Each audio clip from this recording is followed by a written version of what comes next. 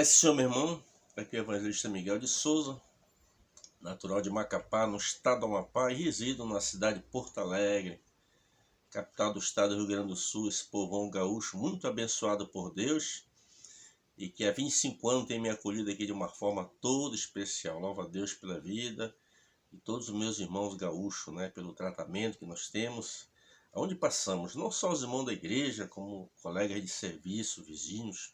Graças a Deus a gente sempre procura se colocar como um servo de Deus e isso faz com que as pessoas passem a ter respeito pela gente e nos amem. Eu estou aqui com a revista da Escola Bíblica Dominical. Essa aqui é de 1969, tá? Essa revista aqui, 1969. Um dia eu vou comentar um texto sobre essa revista aqui, sobre o livro de Apocalipse, Pastor Ulrich Bester, um finlandês que veio ao Brasil aí durante muitos anos, se dedicou a CPAD aí, e hoje já dorme no Senhor, mas deixou um legado muito importante para nós.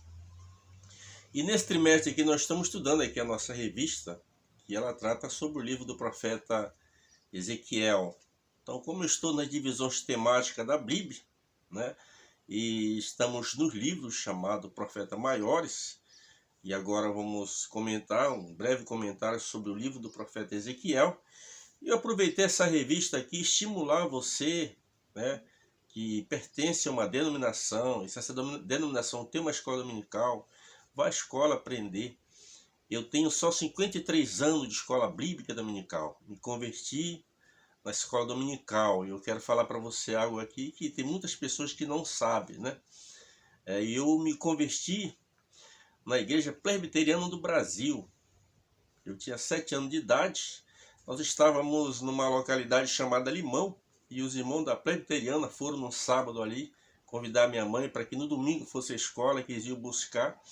Minha mãe disse que não iria, e eles pediram então se a mãe liberaria nós, e a mãe me liberou para ir àquela escola bíblica dominical. No domingo eles retornaram para me buscar e me devolver. E eu lembro-me como se fosse hoje, A minha mãe disse: tu vai lá, meu filho, mas nada de protestante aqui em casa. Naquele tempo chamava-se protestante, E eu fui quando, no encerramento daquela escola dominical, um moço chamado, um ancião chamado, a gente chamava ele de tio Santo, Senhor de idade já, e na verdade é meio parente nosso, ele era irmão da minha avó. E ele fez o convite se alguém queria entregar sua vida a Cristo. E depois ele perguntou, como não tinha nem adulto, ele disse: pode ser uma criança mesmo. Aí eu peguei e fui na frente lá, aceitei a Jesus. E no norte é muito comum quando alguém vem na frente fazer aquela chamada profissão de fé. E eu fiz aquela profissão de fé ali. E lembro-me que o primeiro versículo que eu decorei da Bíblia, eu tinha 7 anos de idade, Isaías 55, verso 6, porque todos os domingos era recitado aquele versículo daquela escola dominical: buscai o Senhor enquanto se pode achar, e invocar enquanto está perto. Em seguida minha mãe também se converteu, mas já se converteu na Assembleia de Deus, através do nosso irmão José Ramos, Ele era da Assembleia, ganhou minha mãe para Jesus, então eu emigrei para a Assembleia de Deus, me batizei na Assembleia. Eu sou assembleando da Gema, mas graças a Deus uma coisa eu aprendi: a respeitar as denominações, Respeitar as denominações, seja presbiteriana, seja quadrangular, seja mundial, Nós temos que ter um amor pelos nossos irmãos, Então, eu aprendi com isso desde a minha infância. Eu vou em qualquer igreja, aí evangélicas, e não tenho problema nenhum com os irmãos, Louvo a Deus por ser assembleano. Eu me criei na Assembleia, sigo as normas da Assembleia. Eu sempre digo que ninguém é obrigado a ficar na Assembleia de Deus, mas se alguém quer pertencer à Assembleia de Deus, tem que submeter às normas da Assembleia. E eu fui criado numa época assim. Mas vamos deixar isso de lado, porque o nosso tempo ele é resumido aqui, eu tenho apenas 15 minutos, Mas isso aqui é um breve testemunho da minha vida. Então são 53 anos caminhando com Jesus. O livro de Ezequiel, o versículo-chave, está no capítulo 36, o versículo 24, 25 e 26. Diz assim, então, esses 3 versículos: e vos tomarei dentre as nações, e vos congregarei a todos os países, e vos trareis para a vossa terra. Então espalharei água pura sobre vós, e ficareis purificados de todas as vossas imundícies, e de todos os vossos ídolos purificarei. E vos darei um coração novo, e porei dentro de vós um espírito novo. Tirarei o coração de pedra da vossa carne, e vos darei um coração de carne. Interessante este livro do profeta Ezequiel, que a gente olha ele, foi contemporâneo da pessoa do nosso irmão Jeremias, só que Jeremias ficou em Judá, ali precisamente na região ali de Benjamim, e ele ficou falando ali das grandezas de Deus ali, mas a pessoa do nosso irmão Ezequiel foi levado para junto ao rio Quebar, né, um local chamado Tel Abib, não é Tel Aviv. Tel Aviv é atual aqui na região da Palestina ali, mas era Tel Abib, o lugar onde ele estava. E esse nosso irmão Ezequiel, além de Deus ter chamado ele para o ministério profético, apesar de ele ser mais novo que a pessoa de Jeremias, ele foi chamado para o ministério profético, mas ele também era sacerdote, era descendente de sacerdote. E quando a gente se prende um pouco a pessoa do sacerdote, se você voltar para o livro de Levítico, havia todo um perfil para um sacerdote. Em primeiro lugar, ele tinha que ser israelita. Em segundo lugar, ele tinha que ser da tribo de Levi. E mesmo sendo da tribo de Levi, nem todos podiam ser sacerdote, porque existia ali um perfil, um pré-requisito básico que Deus cobrava deles, porque o sacerdote apontava para Cristo, era uma figura de Cristo. Então tinha coisa que para ser sacerdote ele não podia ser anão, ele não podia ter os ombros do braço demasiadamente comprido, não podia ter sarna, não podia ter belido nos olhos, não podia ter o testículo quebrado. Por que não podia ter o testículo quebrado? Porque ele tinha que deixar descendente para continuar seguindo aquele trabalho do sacerdote. Então existia todo o pré-requisito básico, uma cobrança que Deus exigia. Porque, mais uma vez eu lhe digo, prefigurava apontar para Cristo, nosso sacerdote eterno, chamado Jesus Cristo. Então a gente observa que a pessoa de Ezequiel, ele tinha esta chamada, mas além de sacerdote, Deus usou ele no ministério profético. Este livro dele aqui, se você ler do capítulo 1 até o capítulo 24, Deus está tratando justamente com o povo israelita, com o povo judeu, o povo da promessa. Se você ler do capítulo 25 ao o capítulo número 32, você observar que Deus está tratando ali com 7 nações. Eu até peguei aqui a revista, né, para me auxiliar. Já fui coordenador de escola há 26 anos. Fui em Macapá, fui no estado do Pará, aqui em Porto Alegre, já fui coordenador em várias igrejas, aí, inclusive na igreja que eu congrego no distrito. Eu já fui coordenador 3 vezes. A última vez agora, que eu assumi a escola, eu fiquei 2 anos e 5 meses.